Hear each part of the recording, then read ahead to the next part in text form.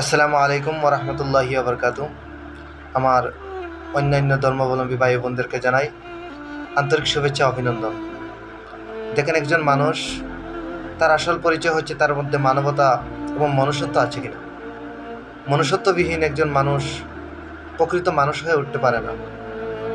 একটা পশু যদি একটা বাচ্চা জন্ম দেয় তাহলে সেটা পশু হয়, কিন্তু একজন মানুষ যদি একটা বাচ্চা জন্ম দেয় তাহলে সেটা মানুষ হয় না। এটা কি? এটা রূপী হিসাবে রূপগত এটা মানুষ হবে, কিন্তু প্রকৃত শিক্ষা এবং মনুষ্যত্বের মাধ্যমে তাকে বড় করে তুলতে হবে। তার মধ্যে মানবতা থাকতে হবে। বর্তমান প্রায় গোটা ভারত জুড়ে বর্তমান হাহাকার চলছে। হিন্দু মুসলিম এসব নিয়ে একটা দাঙ্গা চলছে। হিন্দু মুসলিমদেরকে ভালোবাসে না, মুসলিম হিন্দুদেরকে ভালোবাসে না, এরকম একটা চলছে। কিন্তু আমাদের উচিত হচ্ছে, আমরা মানুষ, আমাদের যে ব্লাড রয়েছে, আমাদের খুন, আমাদের রক্ত এক, আমরা মানুষ।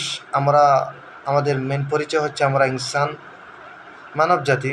আমরা একে অপরকে সম্মান করব, মানুষের সাথে ভালো ব্যবহার করব। সে যে কোনো মানুষ হোক না, তার বিপদে আমরা গিয়ে তাকে সাহায্য করব, সাহায্যের হাত বাড়িয়ে দেব। ইভেন বড় বড় যারা রয়েছেন, আবুল কালাম আজাদ, মাদার টেরেসা, মহাত্মা গান্ধী, তাদের মধ্যে কোনো ধরনের জাতি ভেদাভেদ ছিল না। তারা ছিল ভারতের সম্পদ। এইরকম আবুল কালাম আজাদ, মহাত্মা গান্ধী, নেতাজি সুভাষচন্দ্র বসু, কাজী নজরুল ইসলাম, বাংলাদেশের জাতীয় কবি, যখন ভারত বাংলাদেশে একই ছিল তখন তিনি ভারতেরই ছিলেন। তো আমাদের মধ্যে সব থাকা দরকার। ওনাদের মতো আমরা হওয়ার চেষ্টা করব এবং মানবতা নিয়ে চলব। ধন্যবাদ সবাইকে। ধন্যবাদ। জয় হিন্দ।